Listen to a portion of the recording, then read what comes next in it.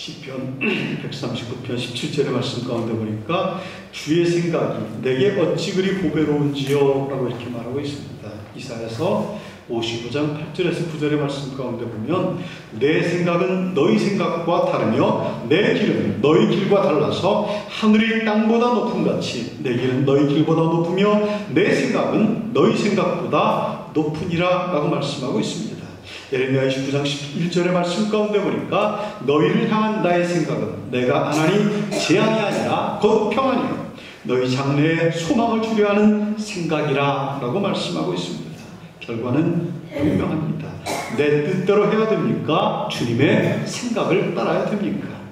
내 생각이 하나라면 주님의 생각은 수천만 수억만에 해당할 수가 있습니다. 간혹 성도들 가운데 보면은 내가 주님을 보았다, 내가 주님의 뜻을 발견했다 라고 이렇게 기도하는 사람들이 있습니다.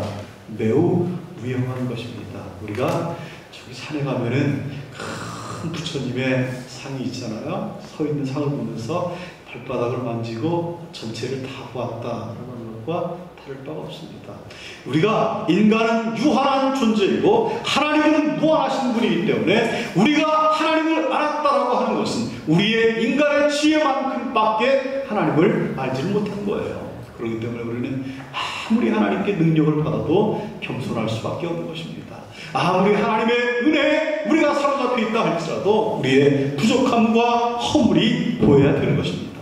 내가 은혜를 받고도 내 허물이 감춰졌다면 그것은 은혜가 아닙니다. 은혜를 가장한 사탄의 역사입니다. 여러분, 우리가 하나님 앞에서 우리는 아무리 부르짖고 눈물로 기도해도 우리의 허물이 더 크게 보여야만이 진정 은혜를 받은 성도들입니다. 어떤 경우라도 하나님께서 하시는 일이 더 선하고 아름답다라고 하는 것을 믿으시기를 바랍니다. 원망하고 절망하지 마시기를 바랍니다. 하나님은 좋으신 하나님이시고 좋은 일을 행하시는 하나님이시라는 사실을 우리가 찬양으로 고백을 해야 됩니다. 남북 이산 가족의 현장에서 있었던 일을 제가 언젠가 참 눈물을 흘리면서 보았던 기억이 납니다. 74세 잡수신 이윤영 씨가 북에서 71세 된 동생 찬영 씨와 65세 된 진영 씨를 남한에 살고 있는 이 형제들을 만났습니다. 만나서 이 세 형제들이 오해를 하고 있습니다. 피난길에 가족을 책임져야 될 자신을 대신해서 장남을 보내보낸 아버지는 평생 죄책감에 괴로워하다가 숨을 졌다는 것입니다. 이윤영 씨가 장남인데 전쟁터에 아버지가 군대에 가야 되는데 맏아들이 아버지가 나머지 식구를 먹여 살려야 되니까 제가 대신 가겠습니다. 아버지를 대신해서 군대를 간 거예요.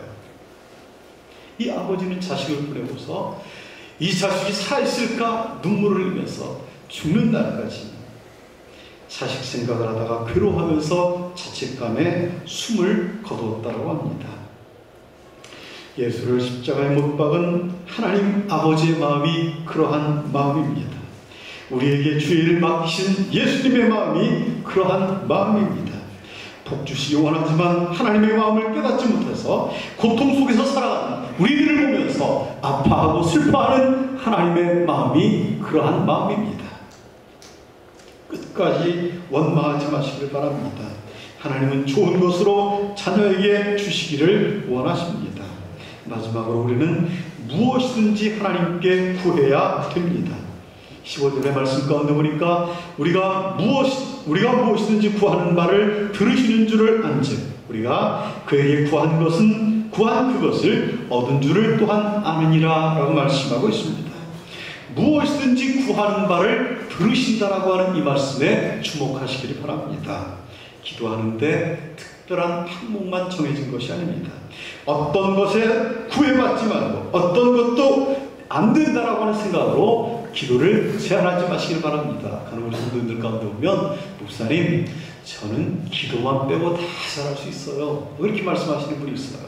그런데 기도를 어떠한 형식을 갖춰서 기도를 하려다 보니까 말이 불편해지는 거예요. 그냥 평소에 하는 것처럼 남편한테 말씀하시는 것처럼, 자녀들에게 말씀하시는 것처럼 편하게, 하나님 나 죽겠어요, 그냥 하나님 삭신이 주셔서 죽겠어요, 하나님 좀 여기 좀 고쳐주셔요, 기도가 될 수 있어요. 그런데 전능하신 하나님, 천지를 창조하시고 우주 만물을 창조하시고, 그러면 나중에 내가 뭘 기도해야 되지 잊어버리는 거예요. 그냥 편하게 기도하셔요. 편하게. 그러면 하나님이 알아서 다 새겨서 들으십니다. 우리가 바람풍 그래도 선생님은 바람풍 알아서 새겨 듣는단 말이에요. 그렇죠? 우리가 이미 기도하려고 상한 신경을 가지고 엎드리기만 하면 하나님께서는 우리가 무엇을 구해야 될까를 이미 아시는 분이에요. 기도하는 이 시간, 그 찬송에 있잖아요. 잘못된 것 아뢰면 측은히 여기사 크신 은사를 주네 라고 하는 가사가 있지 않습니까? 우리가 기도를 두려워하지 마시길 바랍니다. 길을 걸어가면서도 주님과 이야기하듯이 기도하시길 바랍니다. 빨래를 하시면서도 기도하시길 바랍니다. 제가 신학을 공부할 때 어떤 자매 하나는 이러고 다니는 자매가 있었어요. 이러고. 주님이 내 손을 잡고 계시는데 제가 어떻게 그냥 이러고 갈 수 있습니까? 그러면서 손을 이렇게, 처음에는 제가 조금 이상한 애 아닌가 싶었는데 나중에 보니까 참 신실하구나 그러면서 갑자기 놀고 있다가도 옥상에 올라가면서 기도가 마려워요 그러는 거예요. 그래서 얘야 마려우면 화장실 가야지. 그랬더니 기도가 마렵다니까요. 그러면서 옥상을 올라가서 이렇게 기도를 하는 걸 봤습니다. 그리고 또한 형식에 얽매이게 되면 하나님과 불편한 관계가 됩니다. 제가 아들이 저한테 얘야 그러면 아버님 말씀하시옵소서 그러면 제가 기분이 좋겠습니까? 이 새끼가 그러면서 한 대 때릴 거예요. 조그마한 딸내미가 얘야 아이고 이뻐라 그러는데 아버님 그간 별거 없으셨습니까? 그럼 제가 이게 미쳤나? 그러지 않겠습니까? 형식을 갖추지 마시기 바랍니다. 마음에서 나오는 대로 하나님께 우리가 기도를 해야 됩니다.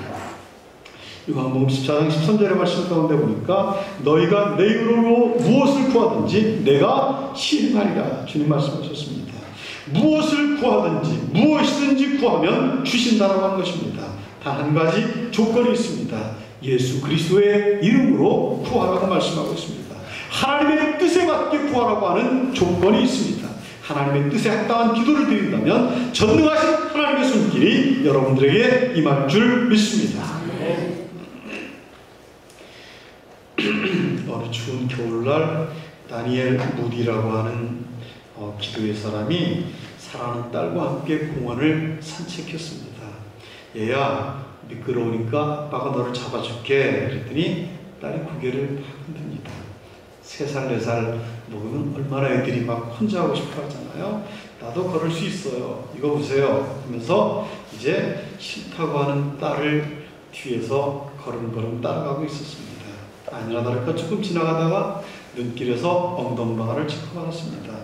그거 봐라 아빠가 붙잡아준다고 하지 않았냐? 그랬더니 딸은 그때야 손가락 하나만 줘요 그런 거예요. 하나만 딱 잡고 가고 있었어요. 몇 발짝을 가다가 또 한 번 벌러덩 눈 위에 넘어지고 말았습니다. 조금 전보다 더 고통스럽게 아빠에게 말합니다. 아빠 이제는 꼭 잡아주세요 라고 이렇게 말합니다. 딸의 손을 꽉 붙잡은 아빠의 손은 딸이 넘어지려는 순간마다 다르게 일으켜 세웠습니다. 이 딸처럼 자신이 스스로 설 수 있다라고 하는 존재로 착각을 하면 우리는 하나님의 은혜를 입을 수가 없습니다. 사람은 넘어지기 전까지는 하나님의 손을 필요로 하지 않습니다. 하나님의 손에 붙잡히지 않고는 어떠한 자유도 평안도 소유할 수가 없습니다. 모든 일이 운명이라고 체념하면서 살다 보면 그러한 일이 있겠지라고 생각을 합니다. 여러분 눈을 크게 뜨고 당신의 곁을 바라보시길 바랍니다. 하나님께서 이미 손을 내미시고 여러분을 안아주려고 손을 벌리고 계십니다. 영적인 눈이 열리지 않으면 나를 향한 하나님의 놀라운 계획의 손길들이 보이지를 않습니다. 천사들을 보내셔서 우리와 함께 하시는 그 하나님의 놀라운 은총을 보지를 못합니다.